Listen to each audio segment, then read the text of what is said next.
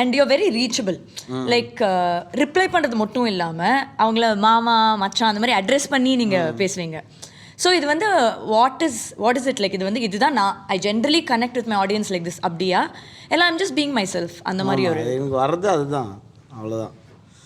But அந்த மாதிரி actually to be frank, நீங்கள் ஒரு பிராண்டாக பில்ட் ஆகணும் அப்படின்னா கொஞ்சம் மெஷர்டாக தான் இதெல்லாம் பண்ணால் பயங்கரமான ஒரு இவன் யார் அப்படின்னு தெரியாமல் இருக்கும். எனக்கு அது வரவே இல்லை. நான் ட்ரை பண்ணேன், சுத்தமாக அது ஒரு மாதிரி ரொம்ப அவையாக இருந்தது. ஸோ அப்படியே நீங்கள் இப்போ ஒரு ஃப்ரெண்ட் வந்து உங்களுக்கு மெசேஜ் அனுப்பிச்சா எப்படி ரிப்ளை பண்ணுவீங்க? அப்படிதான். ஆமாம். அதுக்கு ப்ளஸ் அண்ட் மைனஸ் ரெண்டுமே இருக்குது. அதுதான் கேட்குறேன். அந்த மாதிரி யாராவது வந்து அதை அட்வான்டேஜாக எடுத்துக்கிட்ட இது இருக்கா? அதெல்லாம் நிறையா இருக்கும். ஆனால் நான் ரொம்ப நிறைய எக்ஸ்பீரியன்ஸ் இருக்குது. அதனால் ஒரு பாயிண்ட்டுக்கு மேலெலாம் அட்வான்டேஜ் எடுக்க முடியாது. பட் ரொம்ப ரீச்சபிளாக தான் இருக்கும். சம்டைம்ஸ் என்ன, இப்போ நான் கிரிக்கெட் விளையாடும்போது ஒருத்தர் அங்கேருந்து வந்தார், செம போதையில் இருந்தார்.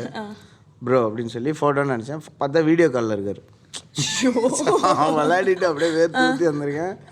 வீடியோ காலில் வந்து இந்த பாட்டு பாடுங்க அப்படின்னு அங்கே ஃபுல்லாக ஒரு மாதிரி செம அவமானமாக போயிடுச்சு எனக்கு. பாடுனீங்களா சார்? இல்லை ஓடிட்டேன். எங்கேருந்து பாடுறது?